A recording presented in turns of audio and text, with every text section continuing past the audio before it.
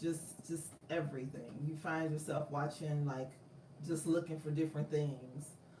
Even without dialogue, the camera movement like tells the story. It'll focus in on an object, and then you'll see that object tied into the storyline. Yeah. In the film. It's great cinematography in the piece, absolutely, and you will find yourself gripped in the film. Yeah, we don't want to give anything away. There's a few twists and turns in the movie, which is good. It's always good to have a twist. Yeah, absolutely. So it's really, really good. And the cast was just excellent. Anya Taylor is also in the film, and you know her from Split. She was one of the girls that was kidnapped in Split, and she makes an appearance in this film. And then, of course, from Unbreakable, actor Spencer Treat Clark makes an appearance as Bruce Willis' son, Bruce Willis from Unbreakable. And so that was nice to see him as a child. And then 19 years later, yeah, he's as an a grown adult. man. So that was nice for them to bring him back, for them to bring the characters back. It was nice to see from Unbreakable, Mr. Glass's mother. She's also in the film. She's in the film. Yeah, so it's a really good film. See, we're trying not to give away the film. Yeah. Because you have to go see this film, but it's part of a trilogy. Yes. And you find out that superheroes, because they are now designated as superheroes, and she's given the superheroes tropes. And you know, to us watching the film as the audience, they were just doing what they do. Right. You know, he was a vigilante. Yeah. He was a sadistic killer, and Glass was just a mastermind. Right. But to this particular woman who is a psychiatrist that you find out later belongs to an organization, superheroes, people who are superhuman, have something to worry about.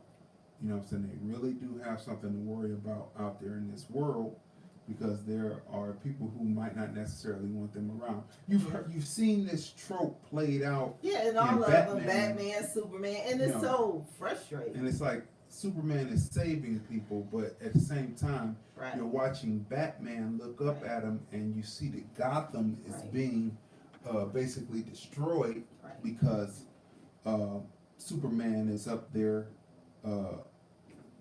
taking care of the bad guys, but he's smashing, and it's for some reason the vigilante in Batman looks at Superman as the problem, but he wouldn't have been able to stop the superhumans if they came.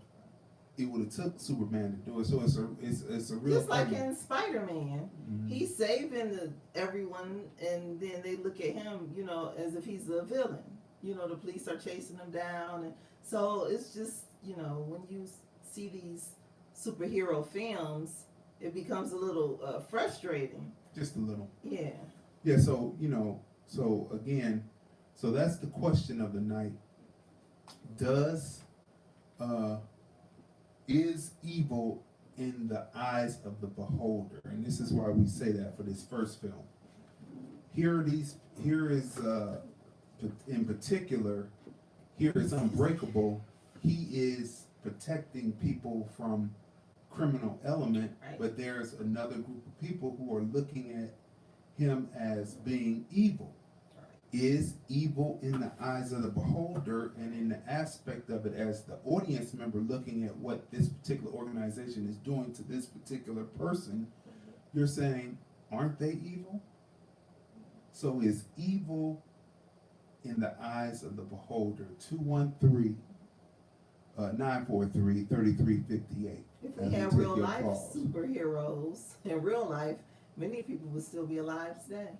Or maybe there will be a group of people that were out there to hunt the superheroes. Right. Now, isn't that something? I mean, that is just ridiculous when you think about it. There will be someone out there to try to hunt down the superheroes, right? So we gave you the plot line on that, and I'm a little bit aggravated because my YouTube is not going, so that's why I'm a little bit hesitant about talking because I'm trying to see what's going on. We have it going, but I can't find it, and it's pissing me off. But anyway, people. So what would you like rate the film? Okay, as far as Glass is concerned, the psychological games that were being played between Samuel L. and the psychiatrist lady, I would have to give it a 10. Yeah. The fight sequences in it, 10.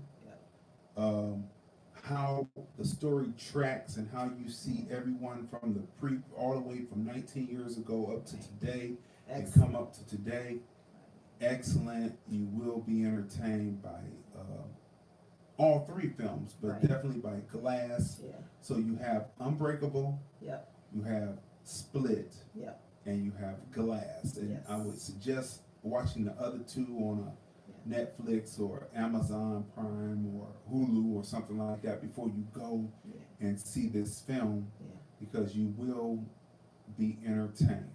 And so watching this film, we were disturbed because at the end of the film something happens and you're like, what? And you have to ask the question, is evil in the eyes of the beholder? We want to hear from you, 213-943-3358. So what would you rate the film? I would definitely give it a 10 for all the same reasons. I mean, I love the dialogue. I love the cinematography, the storyline. The acting was superb. It was really good. And I love it because I was, from beginning to end, I was engrossed. It seemed like the time went by so fast. I couldn't believe the movie was over as soon as it was, but I mean, it was a nice amount of time to film, but it's just that it was so good, and it kicked off, you know, with introducing, well, go see the movie, but it kicks off with one of the main characters, and from there, you're taken for a ride. Taken for a ride. So that is... Oh, and another thing too. Go ahead. You find yourself being invested in the characters, even a so-called villain, you know. So it was weird. I mean, the writing was good. I mean, it's a good film when you're like, wait a minute, am I starting to feel concerned for the villain now? Am I starting to feel sorry for the villain now? The film says who is the villain and who is actually the villain and who is actually the good guy. Right. And that's the question. Blurred line. That's right. Is evil in the eyes of the beholder? Right. Then we switch base. Yeah. And we go to a movie that is complex in its cinematography, in its design, in the way that the director chose to tell the story. We're talking about If Beale Street Could Talk. Yeah. That's right, Beale Street Could Talk. Let's go through the cast real quick of If Beale Street Could Talk. You already know that. Excellent cast. She won a Golden Globe. She won the Golden Globe. Yeah, for her character. Best supporting actress. Mm-hmm. So let's go through it. Also starring Stephen James, KiKi, Layne, Brian Tyree Henry, you know, we know him from Atlanta, Ed Skrein, Dave Franco, Tian Paris, Pedro Pascal, Coleman Domingo, who played the father, he killed it as well, Diego Luna, Finn Wittrock, and Anjua Ellis. Great cast. Okay, now who played the father again?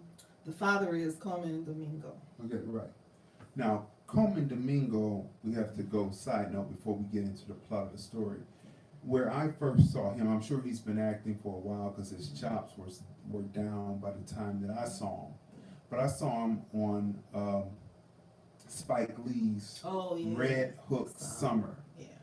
If you have not seen Spike Lee's Red Hook Summer, you have to see that film. Of course, it's a Brooklyn-based film, and you're introduced to a pastor who seems down on his luck, and he's come back to pastor this church, which is down on parishioners. It's not making its quota, and it seems like it might have to move on and close its doors. Right. So he's brought in, you know, people don't really necessarily know who he is or his background, but he's also taking care of his little grandson. Right. Right. He takes care of his grandson because he's coming into his own and he's becoming a little bit wayward.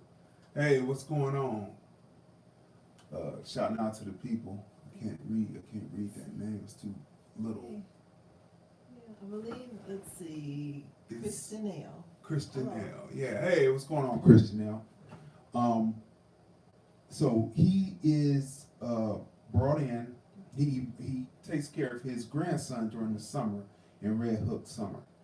And you think that he's a regular guy, a regular minister, but then something happened, and that's where Domingo comes in, and the full twist on the film that you would not believe. And that's another example. Yeah. Is evil in the eyes of the beholder? That's what the question is. Yeah, Red Hook Summer. You definitely have to see it if you haven't seen it. If you haven't seen it, 213-943-3358. But he plays the father in If Beal Street Could Talk. Right. Along with the other father, played by Michael Beach. Okay. Yeah. Okay, so you've seen the trailer and you've seen like the family dynamic. There's two different families, but the way that they cut the trailer, they don't let you know who's who. So we can kind of straighten that out for you. Right. So as the story goes, there are two people, two young adults, 19 and 21.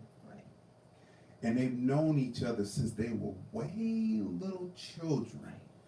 And they grew up together, and as they grew up together, as they get into their age of being young adults, a love movement between, I don't want to say romance because romance has to do with Rome. A love movement happens within their hearts towards each other. Right. And this is a story about this love story. That's what it is, and how love can maintain through the hardships and situations. That's what If Beal Street Can Talk is about. But it's also about the politics of being black in America. Yeah. It is definitely what it is. That's what James Baldwin was writing about. Yes. In this piece, and he tells a story, and it's unflinching, and the dialogue is unflinching. Yeah. The way that the director chose to bring it forth, and you know the director from Moonlight. Right. If people haven't seen Moonlight, and Barry McQueen, Jenkins. Barry Jenkins is the director. Barry Jenkins. Okay. Yeah, okay, that's right, because Moonlight is Steve McQueen, and Steve McQueen has the... Barry Jenkins also did Moonlight. Oh, he did? You're thinking about the 12 Years a Slave. Okay, that's right, all right, that's right, Barry Jenkins, okay. Right. So, I think that's why I have my wife here, she's the Minister of Information on this. Okay, so you've seen Moonlight, and you realize his shooting style. So, the cinematography on this piece, beautiful. The way they tell the story. See, in filmmaking, like what I talk about when I talk about jumping the line. Matter of fact, that's up on Vimeo right now for filmmakers to go, and we instruct you on how to jump the line correctly. Originally from Cleveland, Ohio. Yeah, but now we're in Las Vegas. Okay, so look. So, as you see, as they tell the story, they're telling the story, and you're sitting there. On the left side is the protagonist, and then on the right side is on the right side is the protagonist. On the left side is the person that he's talking to. And as they change the line, it changes the reality of whose world you are in. So, learning to jump the line correctly, we have that up on Vimeo on Lord Land Films how-to series. Definitely go there and learn that, because they did this so beautiful in If Beal Street. They did, because before the dialogue started, like, what did I lean over and say? I said, oh my gosh, that's beautiful. Look at that angle. Like, this is like before, like as soon as the film started and the credits were rolling. I mean, it's just a beautiful scene. So when you see the film, you'll know what I'm talking about. This is just like even before the dialogue started, this scene, you know. Right. Nice. They're very nice. Okay, so great cinematography. Great cinematography. Okay, so you're introduced to these two, and you see their development. So you're introduced to them in real time, but then they start giving you flashbacks in the film to show you their relationship, how their relationship has built over the years, where they come from, right? And then it leads you through this story. It's not told in chronological order. So the next thing you know, he's in prison, right? Right. And that turns into the initiating event, yeah. which is their main purpose. Her dramatic need and the initiating event is to get him out. So the initiating event and the dramatic need is the same. Yeah. At the same time, to get him out. Now, there's a scene between the family. Yeah. Now you've seen the trailer, so this is not a spoiler. Yeah. One of my favorite scenes in the movie. There's so many great scenes, like between the different actors. So many great, but I do love the scene with the family. The love that you see first between the mother and father. Right. You know what I'm saying? This is something that, we experienced as children, having mother and father, and you can see that love there. Right. So black love is put up on the screen. Right. Then you see the love for the mother and her daughters, and then the love with the father and his daughters as well as his wife. Like the family unit is tight. That's what the family unit. Excellent, yeah. And when the father is sitting there, he's perplexed for a second, but then he says, "You've always been a good girl. Come here." And so that's real nice. But then they decide to bring in the future in-laws, which is the side of the family that he belongs Fonny's to. Side Fonny's, of the family. His family.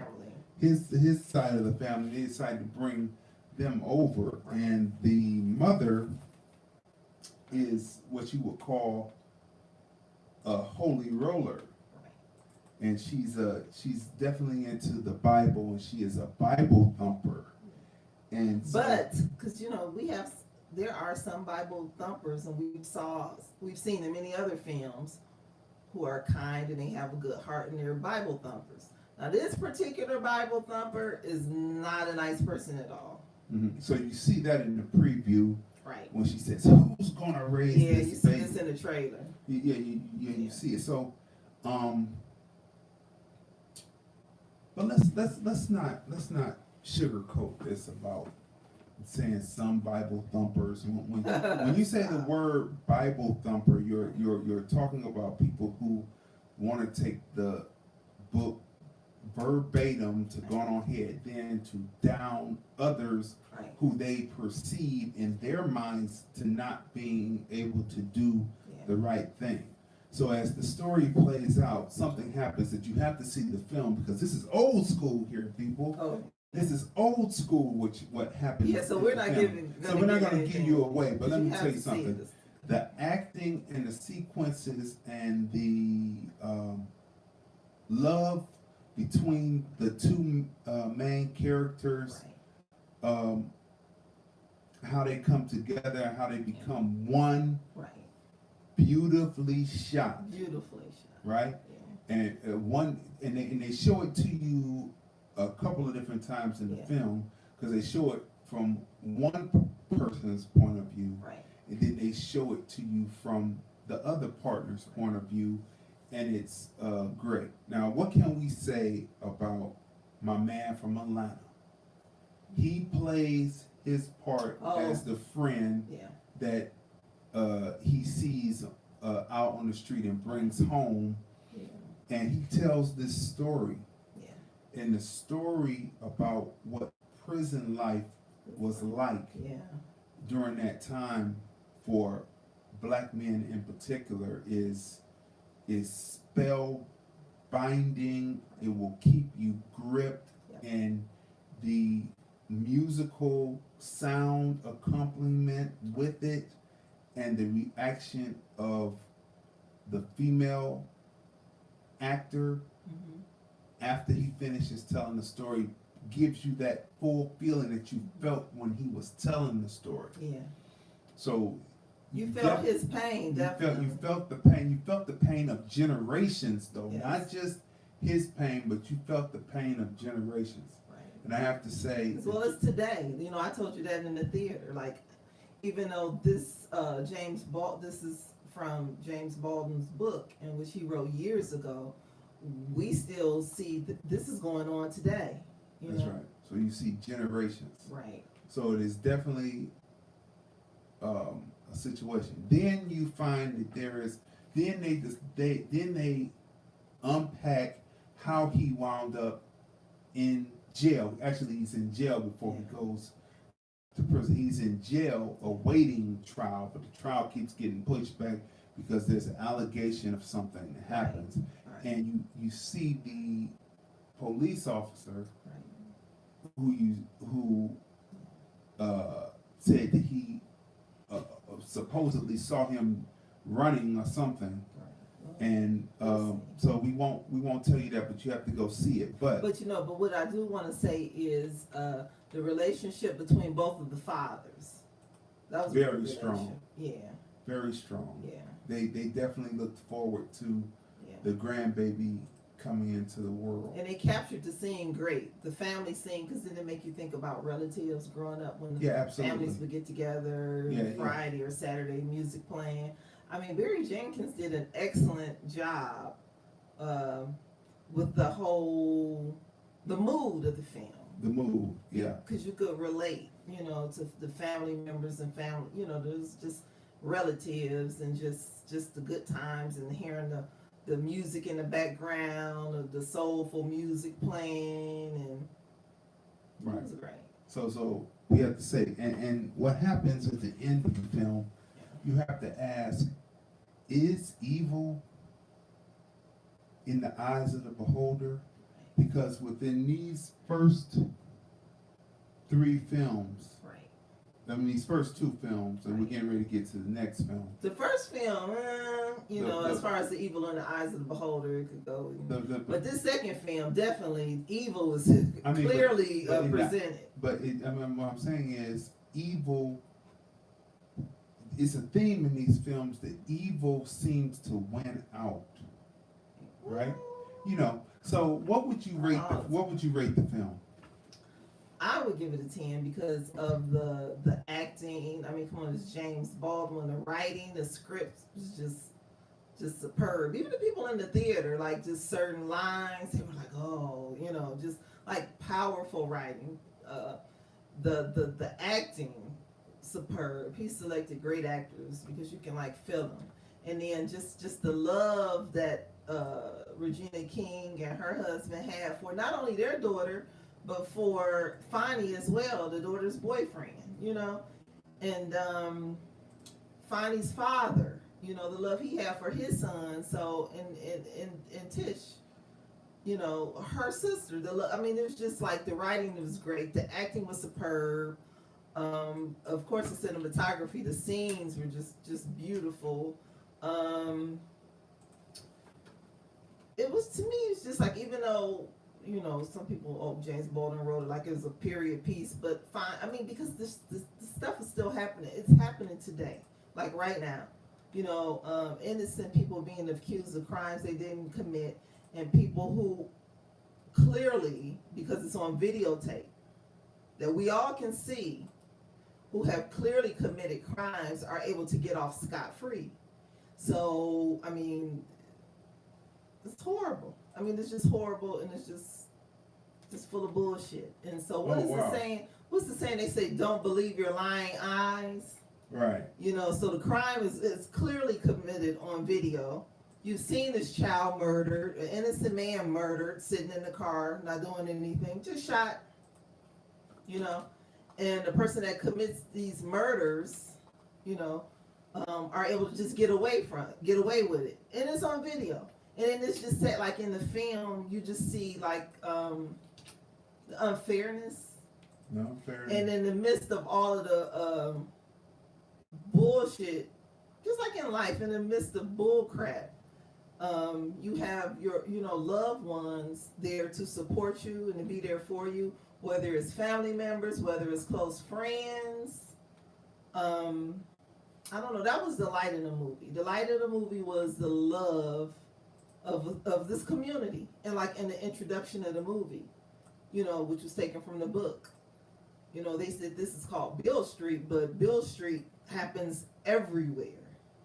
In the black community, everywhere. Right. So and maybe that's why, because this is supposed to happen on Beal Street, right? Right. And that's supposed to be New Orleans, right? Yes. It's supposed to be in New Orleans. So that's one of the if there could be any drawback to the film, there were no accents thrown into the film. So the accents in the film were null and void. It was just regular black speech. It could be anywhere. It could be anywhere, right. but I guess they solved that problem by telling you that it was that it could be in any neighborhood, any large dense population. Because when we were looking at it, I was like, this looks kind of like they're showing us New York City. Just a little. You're so engrossed in like the dialogue and the great acting that it feels as if you're just taken aback by the storyline. Right. But they do show you one thing that is very interesting that we cannot overlook is immigrants coming to this country.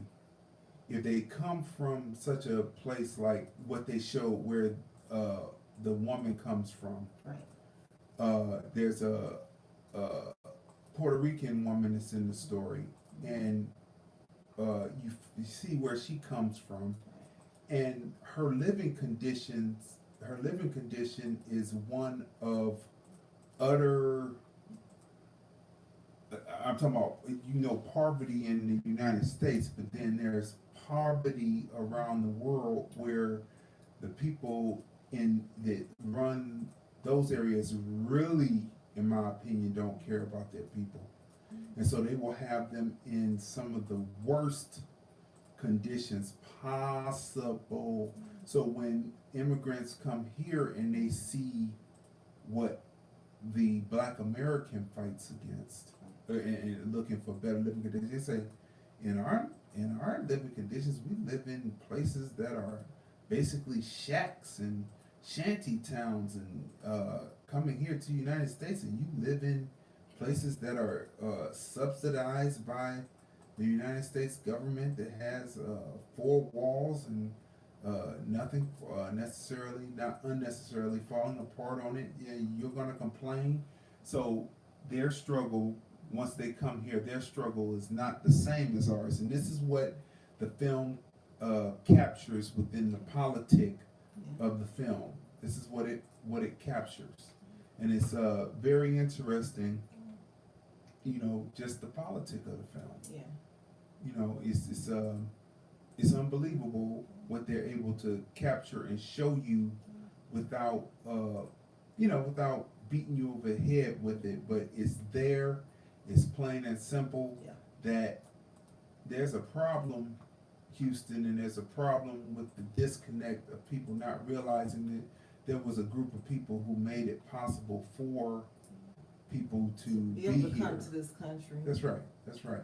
And so that shows you. So within this story, this is what James Baldwin is showing you. Right. I mean, it's amazing. Well, Barry takes the script and he, takes creative it and well, not necessarily creative license, but he takes it and he adapts it to the screen to give the points that he wants the audience to get on the screen. So that's very important because novels are 300 some pages sometimes, and so you have to take the meat of the story Right. and arrange it into But something it's that pretty close to the book, so he did a great job. And where he did use his creative license, it's perfect, and it helps the story move along. Okay, listen, people. We are now on YouTube. Now I can feel better, and we can get loose in here because we were going through this, and we want to welcome in the people who are watching us on YouTube. And the Right. question for tonight is: Right. Is evil in the eyes of the beholder? Now, for those who didn't get a chance to hear us talk about first Glass, Right. and then If Beal Street Could Talk, Yep. you have to go back and watch that. But within these two films so far, what we've already told you is that from the beginning, you see that evil seems to win out, and this is something that they're putting across in these films. There's messages in films, and in these films that we watched, evil seems to win out. And before we go any further, for those just tuning in, this is brought to you by the Black Ice Chronicles back in Cleveland film, streaming on lordlandfilms.com. Also, you can get the hard copies on lordlandfilms.com. We'll get it right out to you, you know what I mean? And also, we have the black and white letter, the film review t-shirts. Make sure you help us, support us. Go ahead and get that, you know what I mean? Because we're bringing content, commentary, and everything to the masses, you know what I'm saying? So we are simulcasting officially now on Blog Talk Radio. You can watch us, listen to us there on Blog Talk Radio, on Crazy D Radio on Blog Talk Radio. Also, we are on Facebook Live, and we are also on YouTube Live, broadcasting lively. Okay, so now, so what would you rate the film? You said you gave it a 10. It's excellent. Let me give my rating of the film. Okay. What is being talked about in the film as far as the injustice done to black bodies, it can be a very depressing thing because you see this. You see, there's on the next Crazy Talk, Crazy Topics show, which is coming on next Thursday at 11 a.m. The next subject is, did the civil rights generation hold on too long and not pass the reins over to Generation X? That's the question for next Thursday.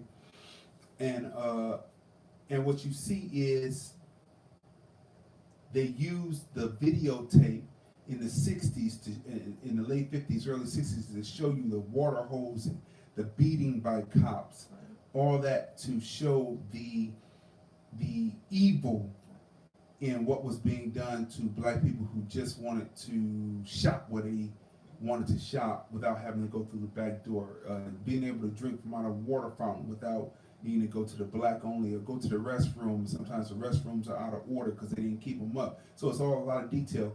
Or just going to the schools where they could get the best of books because it was not separate, but it was not, it was anything but separate and equal. It was quite wicked.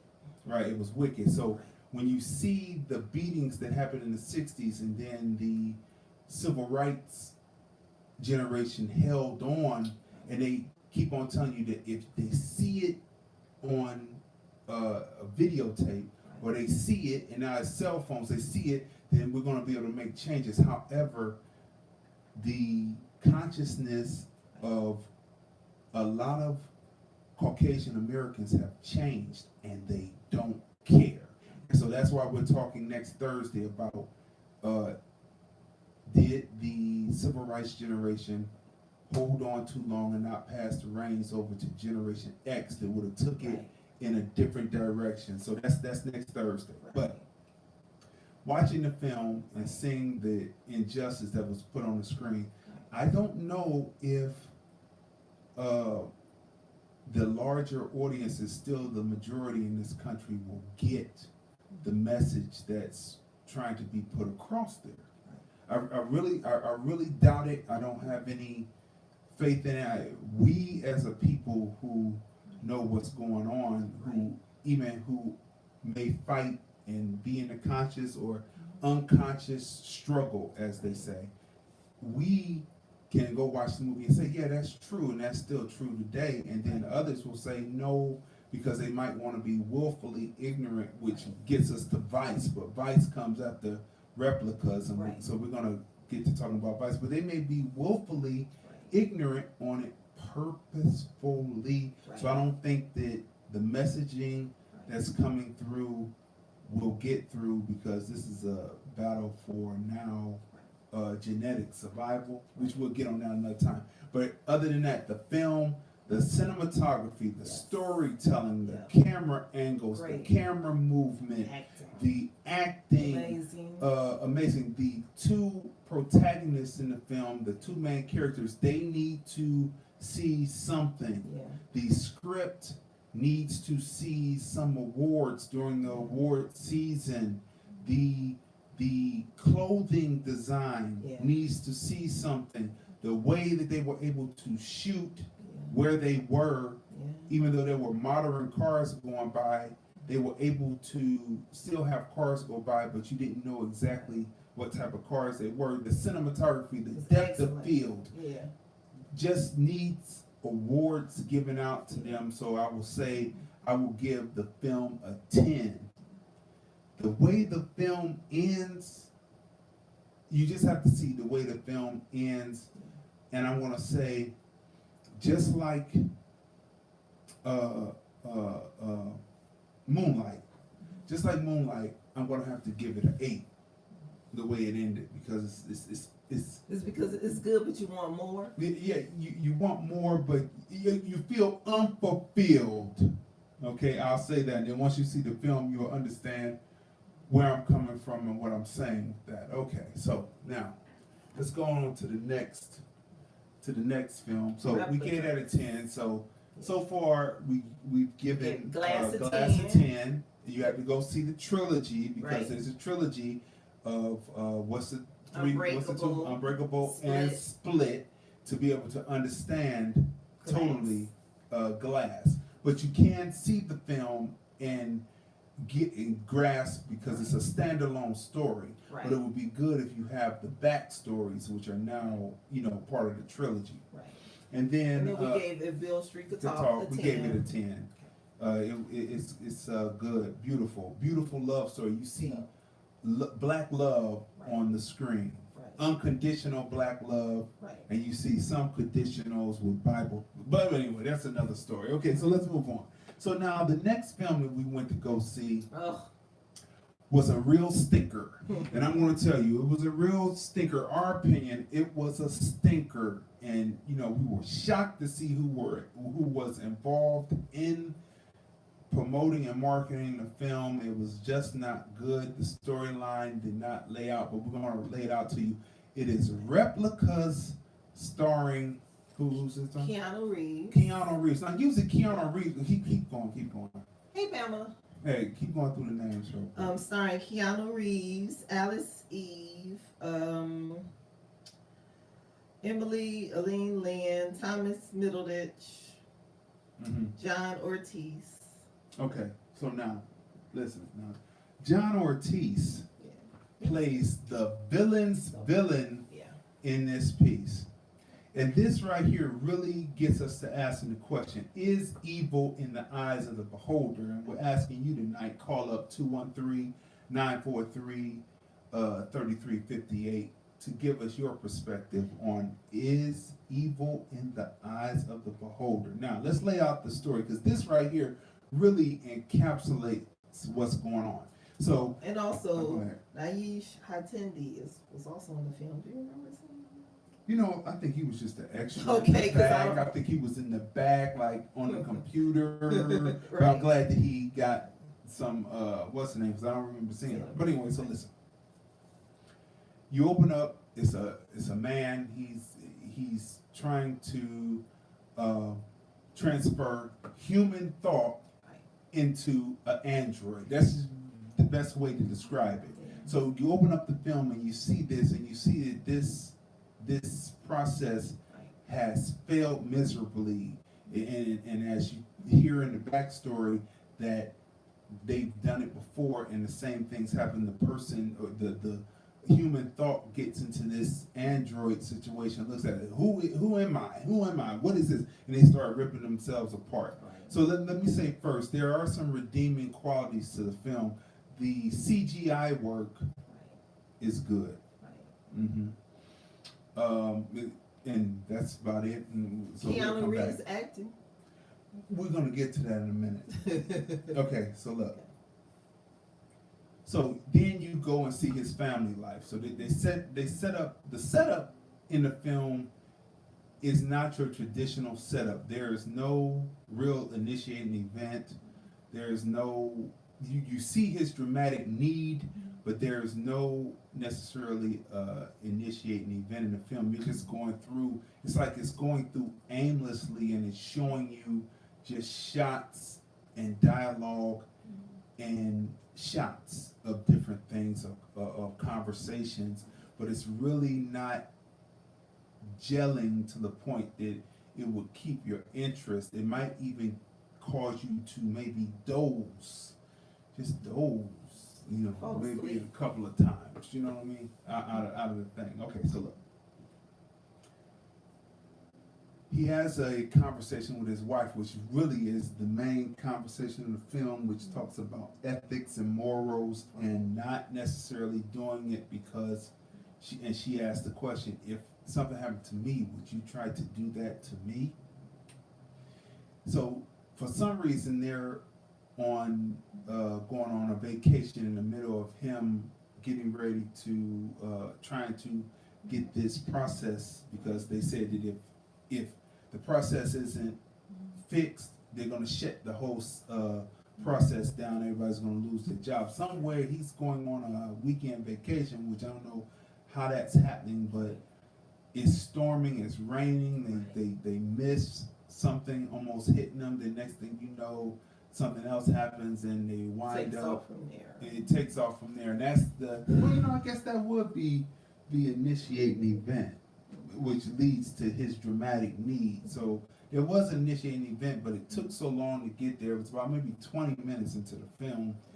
It's usually 10, and so it was not that great. Now, you're just sitting there and you're waiting for things to happen. So then next thing you know, there's replicas made of his. So I don't have to give a spoiler on this, because I doubt if people see it, but there are replicas made of his whole entire family.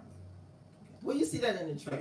And you see that in the trailer. And then he discovers why the experiments don't take in the experiment. So they're not actually bringing about putting them inside of androids.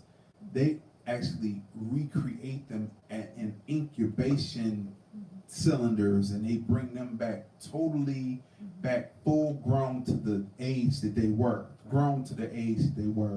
and then they put the brain back in, and then they start to discover that things aren't necessarily right, and then you find out that the guy who is the criminal's criminal is actually an experiment for something else. But the main point, I want to jump, because you may want to see this film. I want to jump to the end, and of course, good seems to prevail, right? But he comes back and he tells the guy who is the villain's villain, who something is happening to him. He says that you can make a lot of money, and the next thing you know, you see them making a lot of money in like maybe 6, 7, maybe a year later. You see them making a lot of money, and so villainy wins in this film. Though he gets away with his family, villainy still wins. So is evil in the eyes of the beholder, because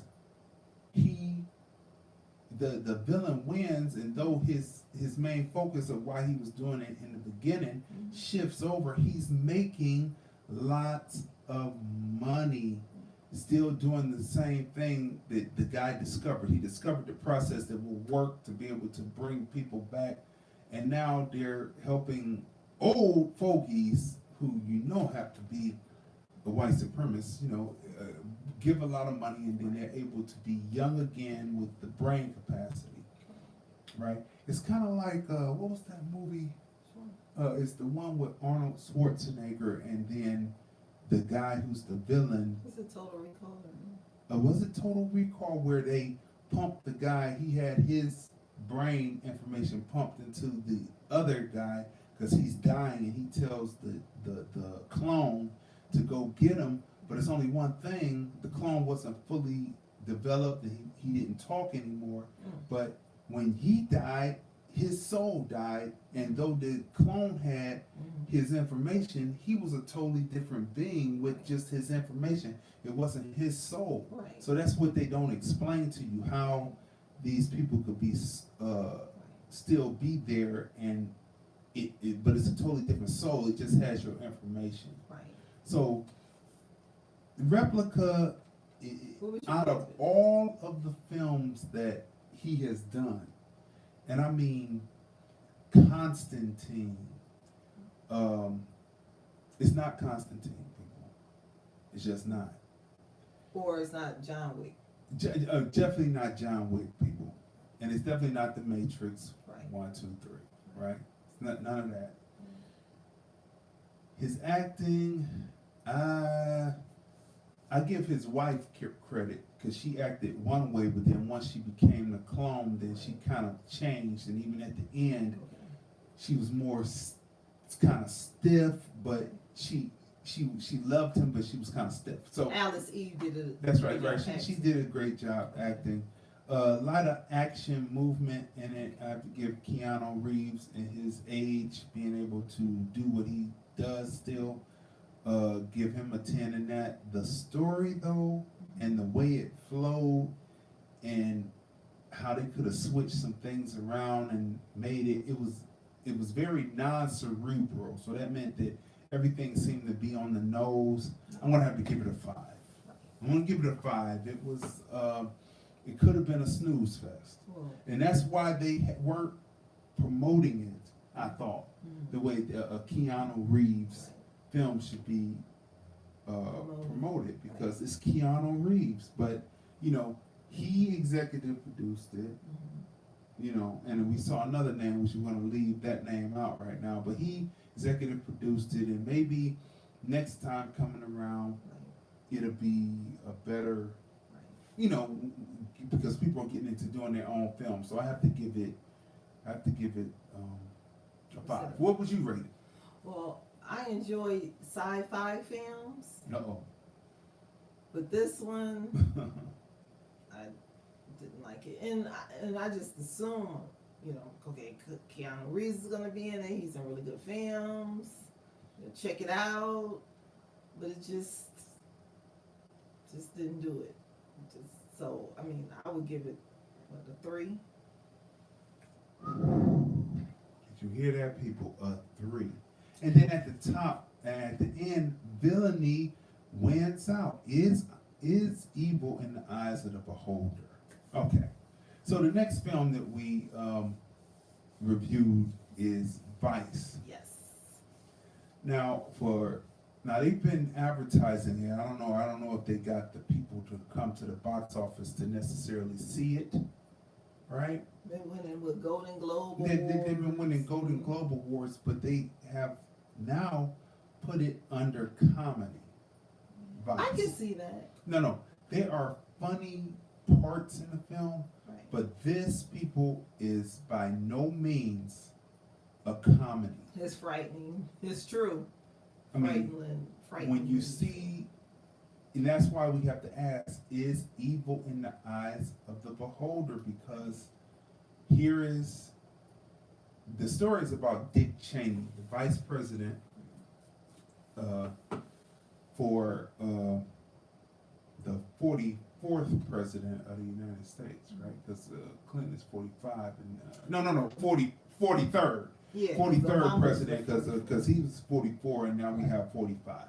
So for the 43rd president, which is George W. Bush, Whose right? character was quite entertaining in the film. It was quite entertaining. Let's go through the cast real quick. Excellent cast. I mean, Kristen Bale, who plays Dick Cheney, he's won with multiple awards so far. And I can see why. Because he really, no bodysuit there. He gained the weight for the part, and he acted his butt off. Also starring Sam Rockwell, who played George W. Bush, who did an excellent job. He embodied him. He did. He really did. He did an excellent job. Amy Adams, who plays Lynn Cheney, Vice President Cheney's wife. Amy Adams did an excellent job. Steve Carell, Jess Plemons, Allison Peel, Kaylee Spaney, Tyler Perry is in it. He plays Colin Powell. Excellent cast.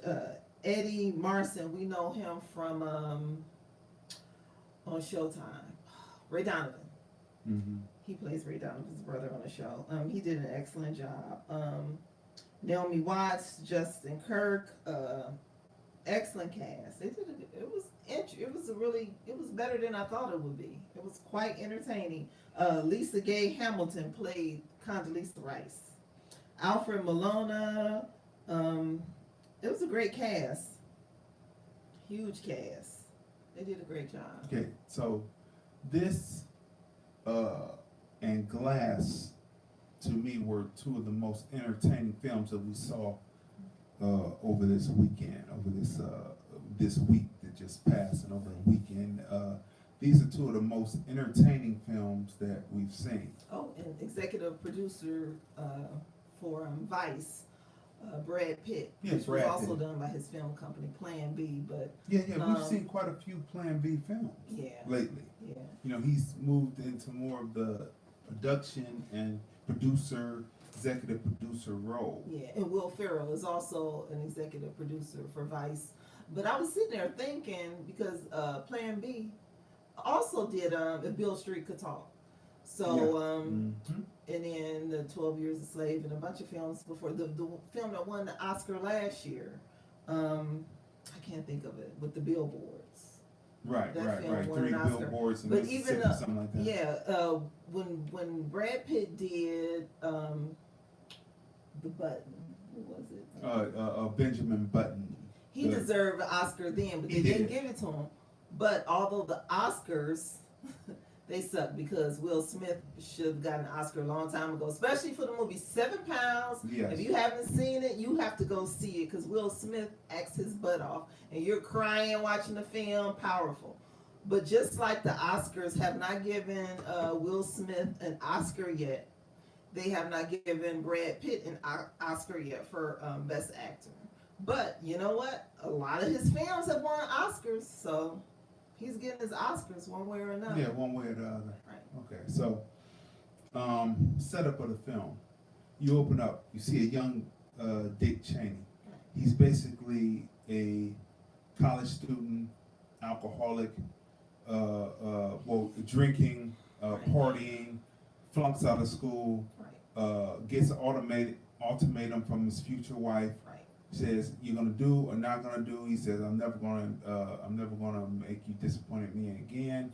He goes to Washington D.C. as an intern and gets going, and from there, that's how Dick Cheney kicks off. Then next thing you know, he's around, and next thing you know, he clerks for, not clerks, but he is the I forget what they call them. Are they aides? Aides, that's it. He's the For aides for Rumsfeld. Hello, Quentin.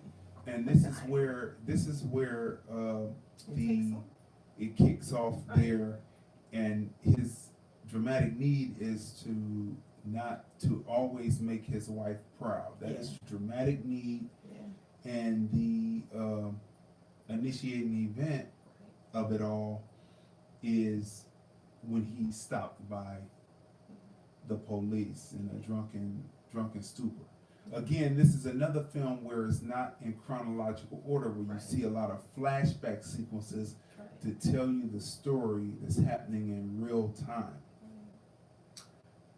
So as Dick Cheney goes up the ladder. Right. He is a person who is behind the scenes and never quite gets to have the powerful, be the number one in the chair, but he finds a way to have power. It's like the puppet master. That's right. And so anyone who has seen and knows the story of the Iraq War, he's all up in it. Right. They show you on the screen what people have seen and know to be true. Right. But you have to prove it. And that's what they say at the beginning of the film. They say Dick Cheney is one of the most secretive people we know. Right. So we did the effing best that we could. Yeah, and they did a really good job because you do kind of learn more about him, and then you learn more about his wife as well, Layne Cheney, and she's just as powerful as him. And it becomes a family business. Right. The two daughters go into politics also. Right.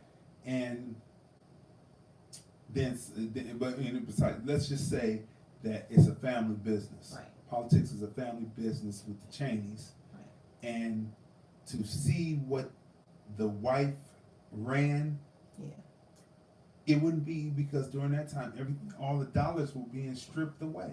Yeah. So how could you be actually running something that was for the good of people and the dollars are being wiped away? So you see this, he goes through, you see the whole build of him, and we don't want to give the story away because you should see this film. It is very educational as well as being entertaining. Very entertaining, and you will laugh at points, but this is not a comedy.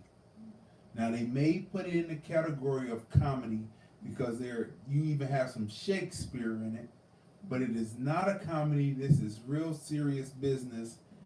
And there's one scene in the film where they talk about bombs dropping. Yeah. And they show you the before. Yeah. And if it does not startle you, if it does not shake you and wake you up on what's actually happening, and just see the film. But listen, you learn a lot seeing the film.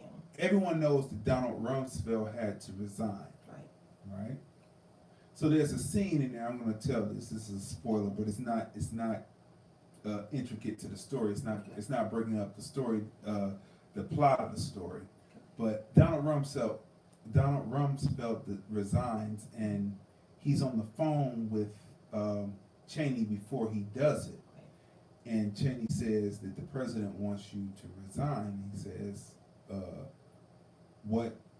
how did you get so cold? He said, I'm sorry, some things can't be helped. That's what he said.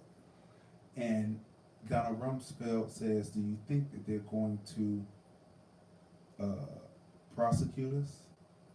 And he said, and then I think he says it is what it is or whatever.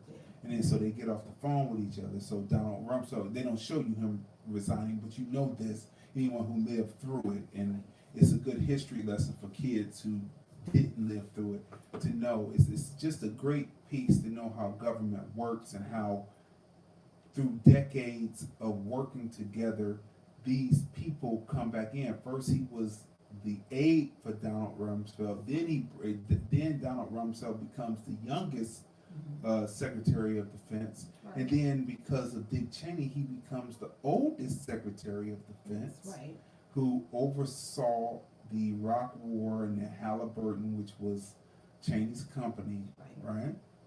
And so they made lots of money, and in between time, people were abused. And then Cheney became the youngest chief of staff. Yeah, he did. And then he became the vice president with the most power.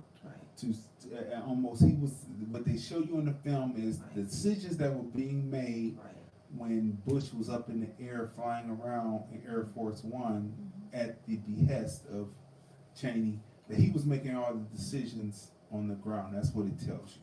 So I forgot that, because they come all the way through to the inauguration of Barack Obama, 44.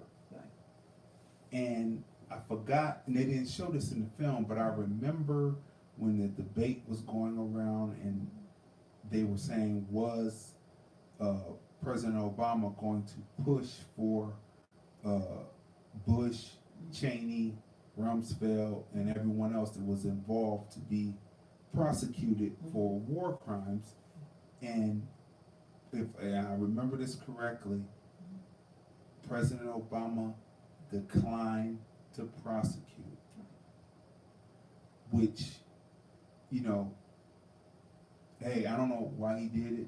Maybe he, like I would say, knew they would get off. No. Look at what's happening today. I mean, but everything is put in change. Maybe because he realized being the first. It's a couple of things that I surmise. Maybe him realizing that he's the first black president, that he's going to have to do some things that looks war crimey. Right.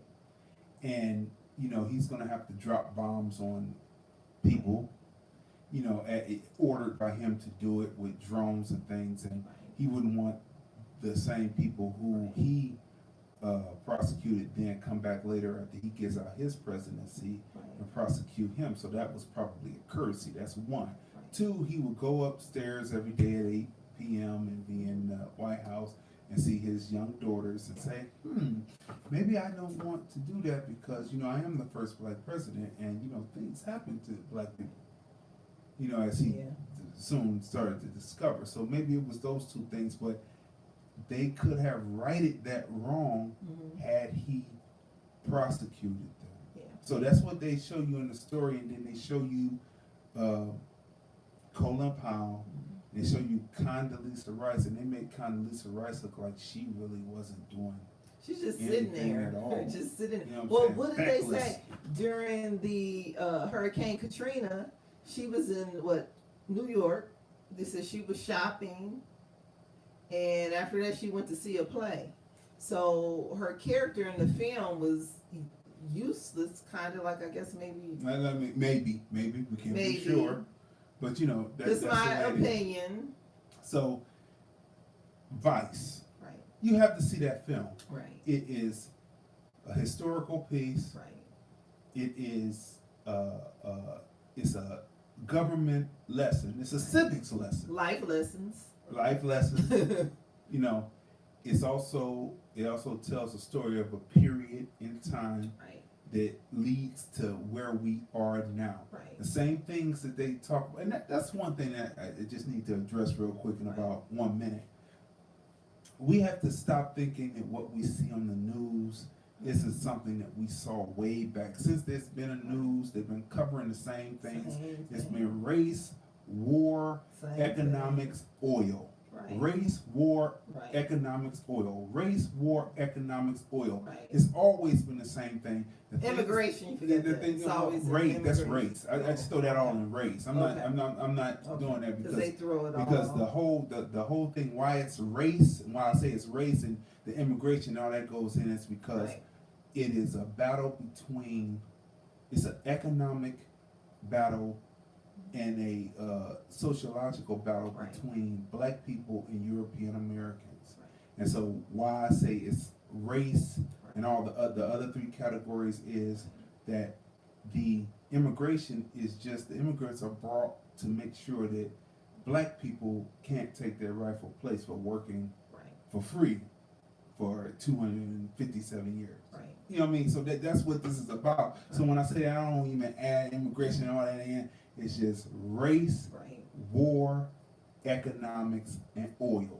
And that's what it is. You see it in the film, and they show you scenes from the news during that time period, and you compare it to today. It's like you said, it's the same thing. And we came home, and the very thing that they were talking about, what Trump was talking about today, about doing something with oil.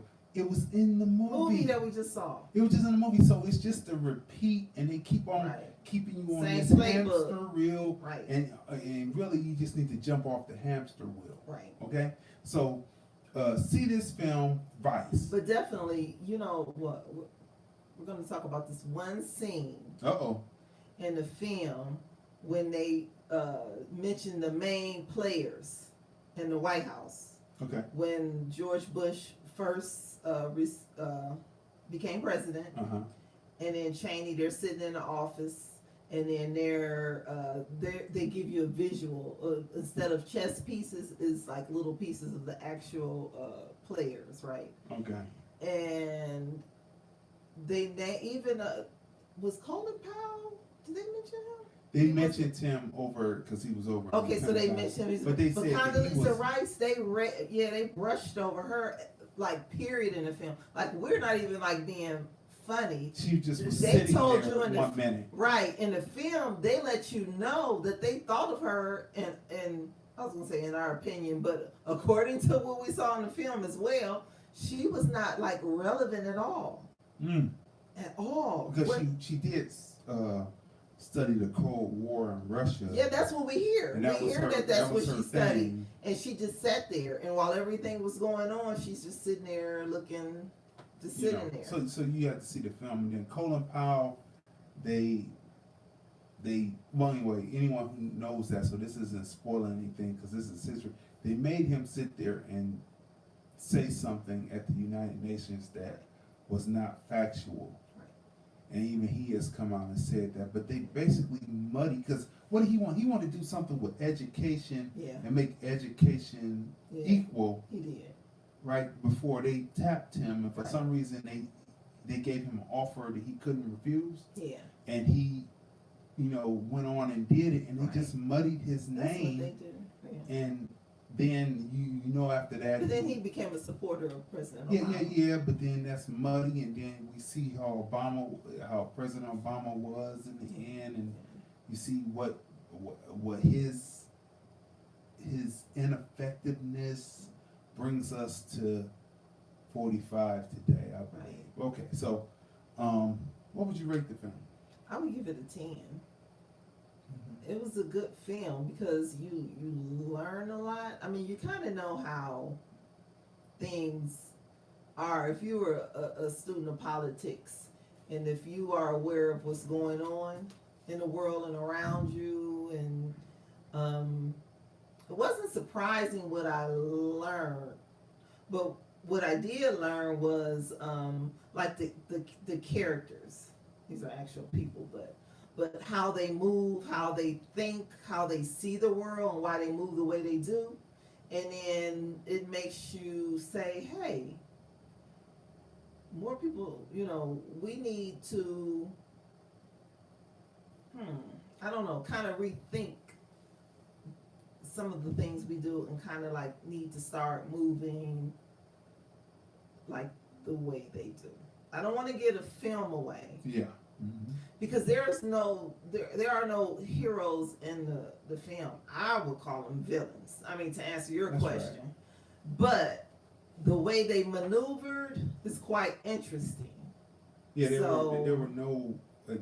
It's a film. Even in the end, right? When he's on his deathbed, he's not even on his deathbed because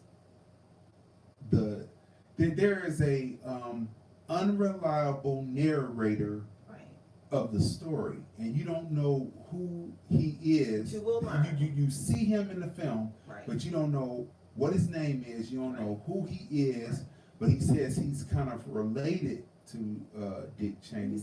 But you say, so it's getting to the latter part of the film. You're like, and he's talking on the screen, and you're like, who is this guy, right?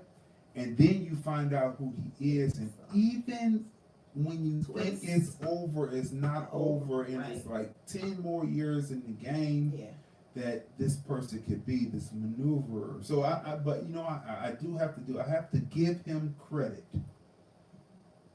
He told his wife that she would never be disappointed in him. Yeah, he did. And every step of the way, he made sure that she was not disappointed. Right. And she found her voice she did. Coming through a time when women weren't allowed to do certain things. Right. She found her voice through his maneuvering, then thus she was able to become a powerful person and her voice be recognized and heard. So they worked together as a team. Yeah. There was no disagreement. He said, do this, make me proud. Yeah, and I have to give Dick Cheney all the props. Right or wrong, is evil in the eyes of the beholder. because though he did things that were evil in most people's eyes, in his wife's eyes, And in his eyes, he wasn't. in his family's eyes. In Replicas, even though the company was doing something that would be evil in most people's eyes, they made big money at the end. In crazy, interesting film. In It's quite If entertaining. Beal Street Could Talk, the police officer claimed something, Right. and in the end, it remained the way it was, and the police officer went on. It's evil in the eyes of the beholder. Hey, The attorney went on. in Glass, Right. the heroes aren't necessarily the heroes, and the people who are considered the heroes Right. are evil in most people's eyes, but is evil in the eyes of the beholder. Here's an example of a man in Vice. This is an actual, not only a character on stage, which you have to give it to Kristen Bale. He played that part. Yeah. He said, "I'm done with Batman, let me out of this." And he sat down for a second, but came back strong, put on the weight, told the story. And here's a character on the screen, but also a man in real life that the character is based on, that pushed through, did what he did. Most people would think he's evil, and then he will tell you that you're welcome for him keeping you safe. And whatever that is necessary to be. So you have to give that person their credit, because they win. Because is evil in the eyes of the beholder? I would say yes. What would you say? 213-943-3358. Before we switch gears, we got like 6 minutes left before we get into the talk new music segment. So what I would rate the film, it takes you on a whirlwind, people. It takes you from his youth. It takes you from his youth to his grown period, into his middle period, all the way into his being older, and all in between the time he's having these heart problems. Right. And living through them and going through. So you have to give the person credit for what credit is due. That he got to be the most powerful man while working in a position that is supposed to be just more ceremonial. Yeah. But he sat down with the man in the beginning and said, "We're going to do it like this."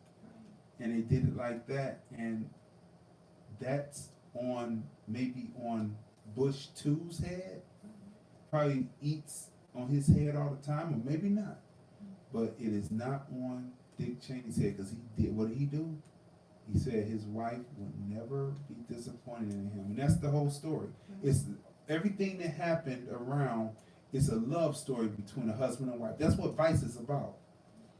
Most great films are about a love story between a man and a woman, and everything else around it has to do with making sure that their situation is taken care of, and that each other feels satisfied with the other. And that's what Vice is about. Yeah. So go see the film. I'm going to give it a 10. Yeah, I would 10 acting, going through the different time periods, the use of actual photography that actually came from that, the wardrobe, the style of it, the lighting, everything. I'll give it a 10. Go see Vice. And plus it's historical, and you get a little Shakespeare, and it just is a little bit, and it is not just a comedy. It's not comedy. It is real serious business. They may categorize it as comedy so that you will go see it. It's funny in points, but let me tell you something. It is not a comedy, but it is very entertaining. Like what you say about President Trump. They laugh at him, but this man, but he gets it through. It's crazy. It's edutainment. It's very entertaining and educational at the same time. Right. Shows you how Washington works. So that's a 10. All right, people. Crazy. So now we're headed on to new music To talk. check out. Yeah. That's right. So let's go through the list here. Oh yeah, again, this is brought to you by the Black Ice Chronicles, Back in Cleveland DVD, available on lordlandfilms.com. A hard copy, we'll get it out to you. Also streaming on lordlandfilms.com. Yeah, go ahead. So let's talk about, so what did we hear? One of the new singles, of many that like really stood out was Chris Brown's new single, Undecided, which is a really nice single. Yeah, and it has that feel, if you're, well, I'm sure you're familiar with Shanice Wilson's song, I Love Your Smile. I just give you those many bars. Yeah. So Chris's song, it's a really nice song, Undecided, really nice. Yeah, it's a great song. You know, when they had that debate, and was it Jeremiah? He said he's the king of R&B, and people were throwing out names and stuff. Now that they're trying to decapitate the king, and he's no longer on Sony, right? Didn't Sony drop right. Since they're trying to decapitate the king, since they're then, hey, I say the Lord is now the Lord in His kingdom is now going to move over. Great music. His king of popular music is going to move over to the king because he's been putting out constant hits after hit after hit after hit after hit after hit. Yeah, so he's good. And then Kelly Rowland has a new single also, and it's entitled Kelly, and it's a really good single. Yeah, inspiring. Kelly Rowland actually shows a little egotism. Yeah, she does. She's got booty. Yeah, and Destiny's Child. She's got booty. Right. So so it's a great single to listen to. And go ahead.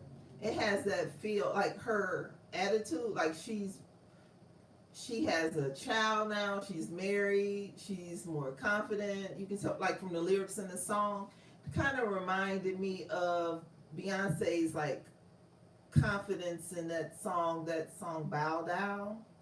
And in Kelly's song, the lyrics, listen to the lyrics, it's a good song. And it's fast and it's a good song.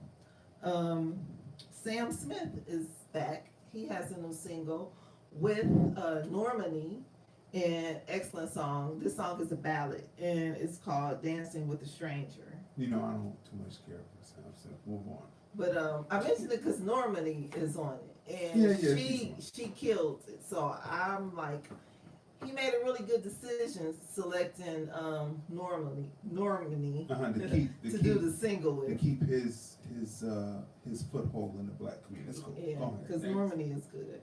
And then 7th Streeter's song, Yearning, is really nice. Oh, yes. It has nice. Is that the Gap Band? Yeah. That song, Yearning, really nice. Her, we talked about her before. It's not necessarily a new single, but it's the next release off of her album. Because her album is a good album. Well, when I heard her playing it, because I was doing some editing, and I said, "Is that her?" Because you know her voice. You know her voice. Yeah, her voice is so distinctive. Yeah. It is just something in her, the way that she arranges her music and her whole imaging and what she talks about is just original and it's just going to town, and you should definitely pick up her because her is her for sure. She has a song with Bryson Tiller, Could Have Been, really nice. I believe the song was in the Tiffany Haddish film. Drizzy, female rapper, she's a good rapper, check her out. She has a song with 2 Chainz called Second to None. Now, I have to say this because I listen for the sonics and I listen to the vocal. She does say this, so it's not. But I really need her to come into her own. Just my opinion. She sounds like Nicki. And see, that's what you say, but I don't think so. She sounds like a young Nicki. Like it's just the way that she delivers. It's the voice timbre. It's like the same, and I need her to break out of it because you know how people come in and they move pace and people listen to them and then they come out kind of sound like to them because they might pick up their cadence or something and they feel inspired by them. That's what I hear here. Like she puts her words together well, she's she's a writer, so she does write her own stuff, which is a plus. That's what I'm saying. She puts her words together well, but she has to move out and find her own delivery and her own voice timbre, and from there it can go. You check her out and you decide, because you decide. I can tell the difference.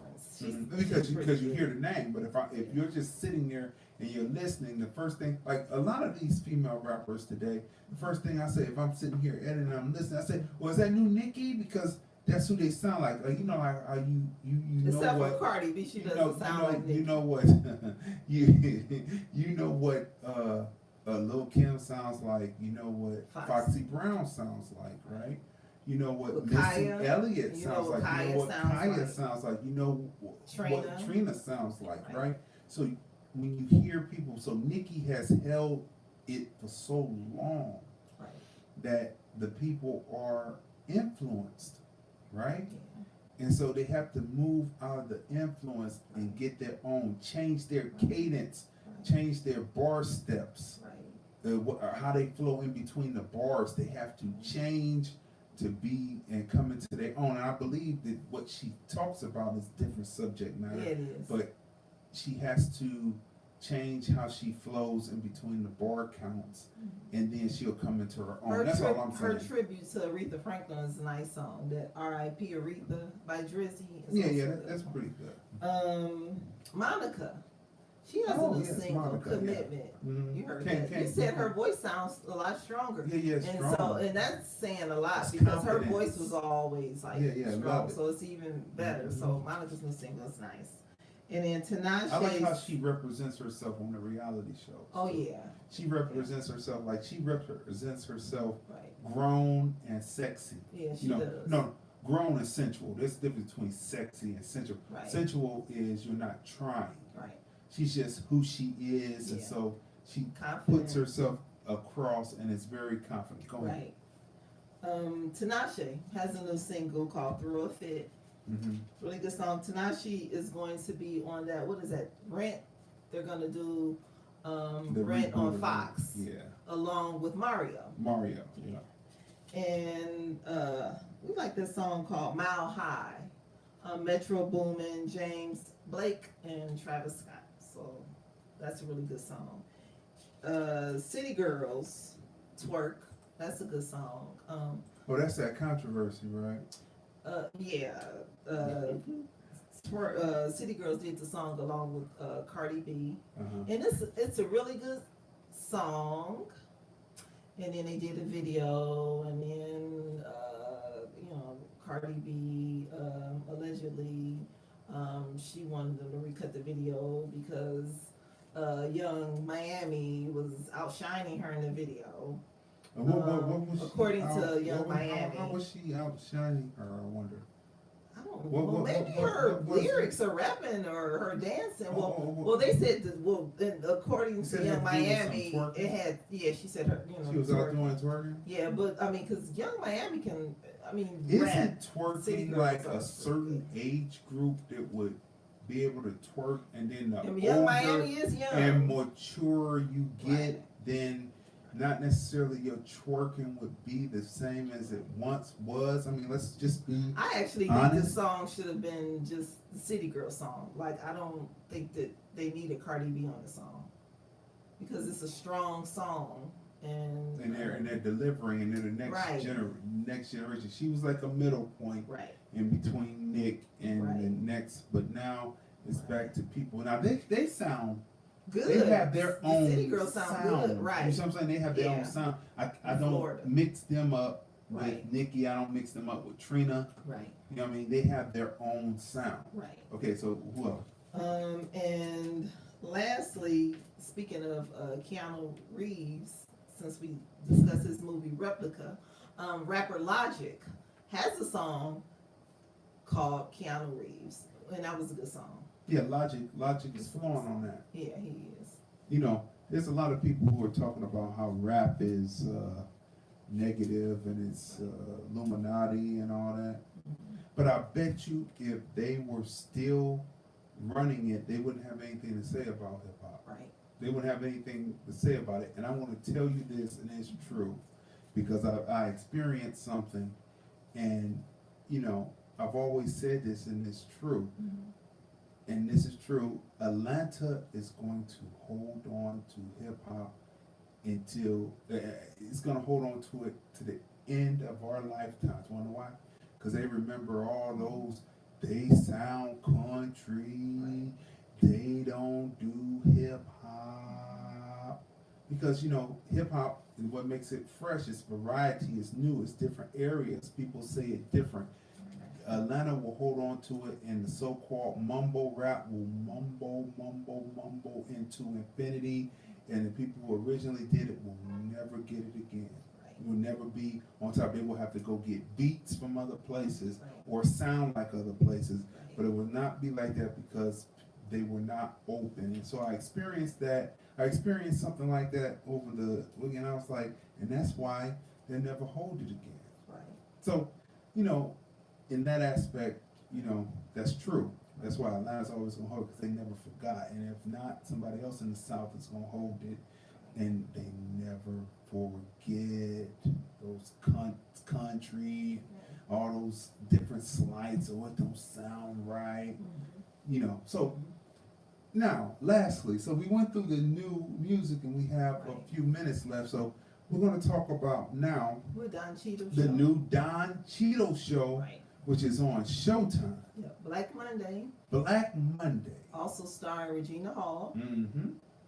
Now, if you hadn't seen Don Cheadle's previous show that was on Showtime, what was that called? Is it House of Lies? House of Lies, that's right. If you haven't seen that, that lasted quite a few seasons. Yeah. And so now this time, he's coming around with this one that talks about the crash that happened in '87, and it's 300. At this point, when you first open up the story, it's 365 days before the crash that happened in 1987, which they call Black Friday. Now, any other time when they're in the red, how come they didn't call it Red Friday? Because when they're in the red and it sinks, when the stock market sinks, they're usually in the red. Then when they're good, they usually come into black. It has to do with black oil or black bodies being sold on the floor of the stock exchange back so many years ago, but they were in the black. But then somehow Black Friday, instead of being Red Friday, it was called Black Friday. So the story opens up, and you're introduced to. It opens up, and it's a sequence. It's a surreal sequence. There's a white man crying in the street. You see all of these paper bills, not money, but paper bills, like trading bills, cascaded along the Wall Street street. And you see this Lamborghini fly past the man crying in the street, and then it stops, and the person gets out, and you find out that it's a limousine Lamborghini, and then something falls into the roof of the Lamborghini, and that is the initiating event, people, and that is then they take you back 365 days before.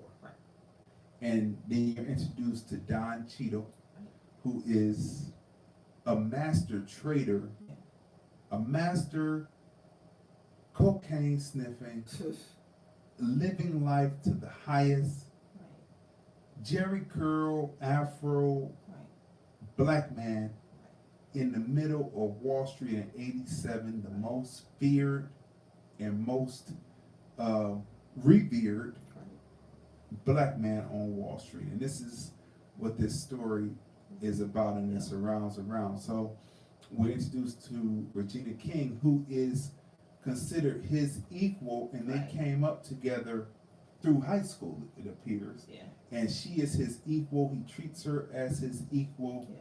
And then you're introduced to all the wide array of characters that make up his the main characters that make, because there's black people in the back, but the main people that are around him, you see Arab represented, white represented, Mexican represented, black woman represented, him as a black man represented, and then there's a new geeky person that is introduced in. Now, what's so beautiful about this piece is that it is very cerebral. Yeah.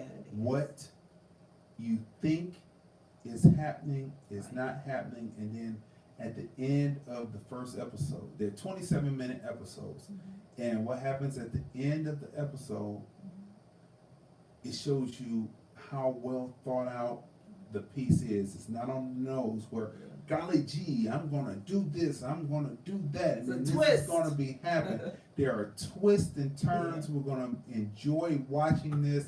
It comes on tonight at what is it, 9, 8? I don't know. Check your local listings, but it's on tonight. We saw it early.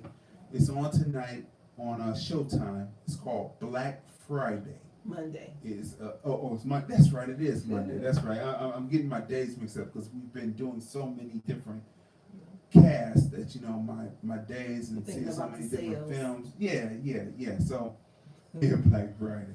So Monday it comes on. So definitely watch it. You will enjoy it.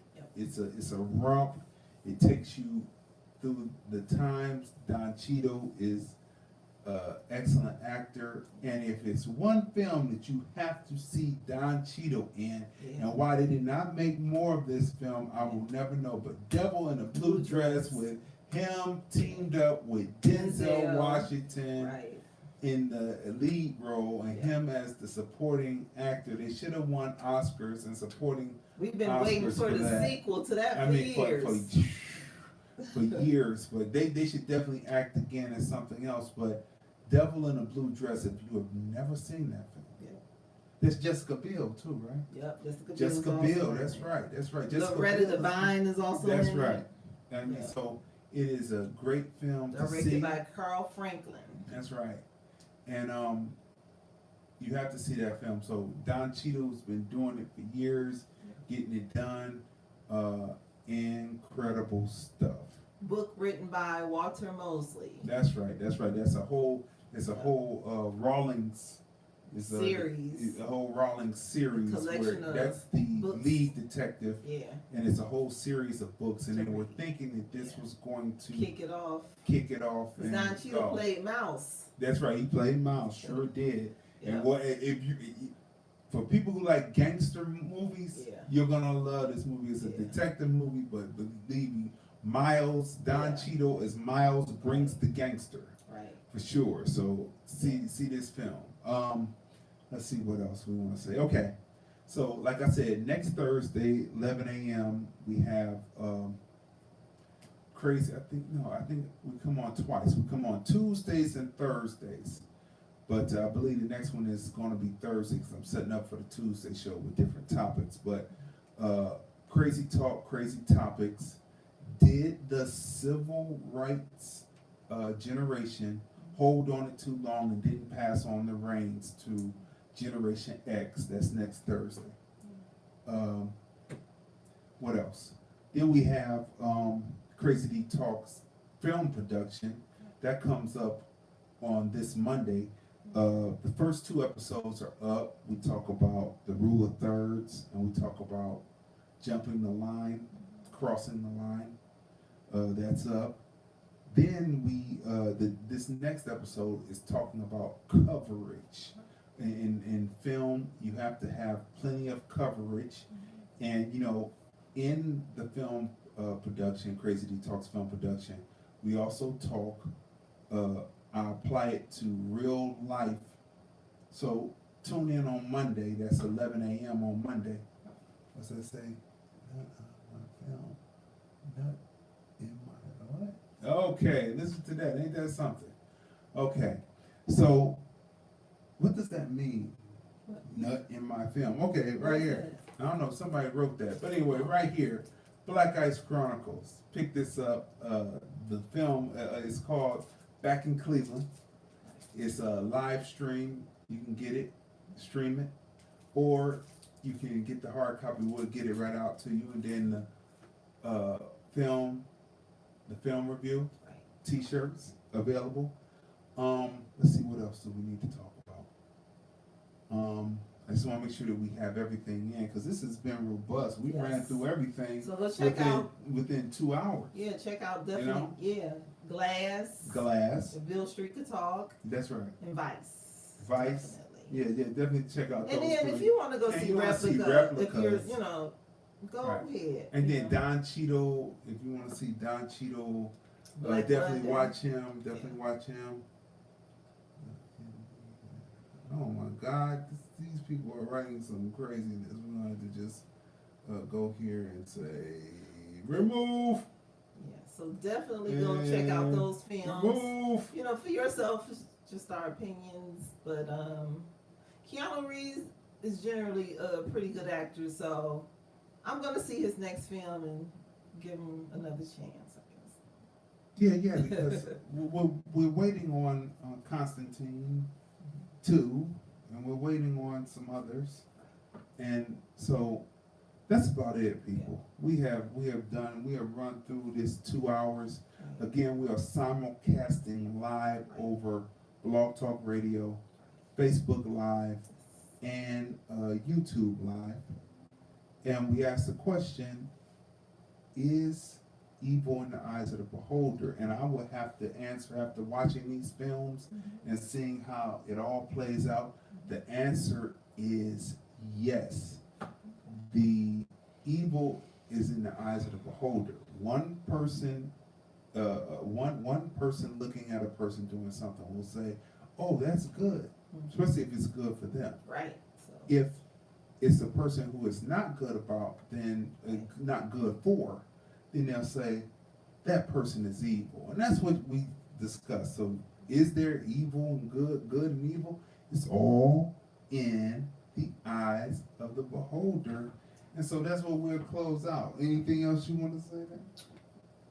Well, no, it was great movies. Great movies. I look forward to seeing. Except for that more. replica. I'm just replicas.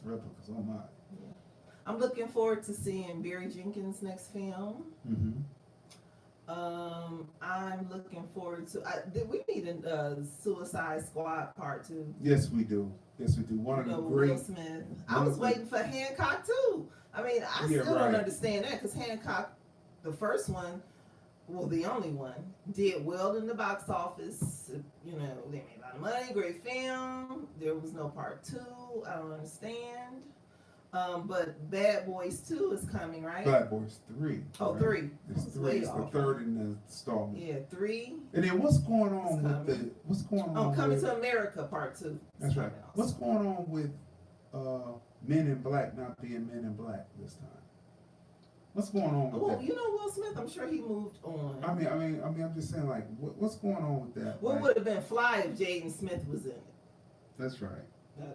Because that movie with Will Smith and Jaden Smith was a good movie, and that was a M. Night Shyamalan film, just like and Glass. They just bombed it because they bombed them, but really they were really bombing M. Night Shyamalan because he came up with it. Will Smith and his son just acted in it. Yeah, hopefully we'll see a third film with Will Smith and his son together because the first one was Pursuit of Happiness. I remember that's when we first came out here to Vegas, and I remember we were talking to one of the actors that flaked on us. He was European American people. I was using him as, I write the heavy European. The actors is heavy. They're usually against trying to do something to the black protagonists in my films. But anyway, we were sitting there and we were talking to him, and he just had venom for, Will Smith said, why would they have his son in it? Because they thought he was just being a hater. He thought that it was a Will Smith film. Right, and we let him know he was a hater. But it was he thought it was a Will Smith film, but really it was a M. Night Shyamalan film. It was a good film. And when you down somebody, when you down someone, they seem to remember it. Yeah. I mean, it seems like it goes into the cosmos. And it eats you anyway. So, he didn't know it. Success. I've seen him in many successful things. So that's the way it is. But I remember that clearly as day that it was like, why is he putting it in there? What's wrong with nepotism when you It works for everybody else. It works for everybody else. Right. So anyway, people. I mean, because like for instance, the nepotism. What's his name? Kirk Douglas. Yeah. And Michael Douglas, right? Mm-hmm. And then what's the other guy? The movie that you like, the and his whole family. They're all you talking about the big Gurbala? Right. That yeah. Right. And all of them. All of them. They're one big family of actors. Yeah, I can't think of their name. And then That's the right. Fondas. The Bridges. Yeah, family. the Bridges, Todd Bridges. Yeah, Not it's Todd part. Bridges. We're not saying. Oh, we did. Todd Bridges. Wish he was part of that family, right? But anyway, people, we're gonna get out of here. But remember. Oh, but first of all, Tessa Thompson is going to be in the new Men in Black. So I'm sure it's going to be a good film. But I would like to have also seen like Jaden in it too. Yeah. Maybe he'll be in part 4. That would be good. Just move forward with the same. Because didn't they do Men in Black part another one? That they had 3. Okay, so but this is a new offshoot, a prequel maybe. Okay. Or whatever. But anyway, we're out of here and we're gonna close with this right here. See you next time on the film review. We are the husband and wife team. I'm Crazy Dee Tracey, and we review culture and movies, music, politics, and whatever else comes to mind. The Film Review, movies, music, culture, and whatever else comes to mind. Brought to you by LordlandFilms.com. The host, Crazy Dee and Tracey Dion.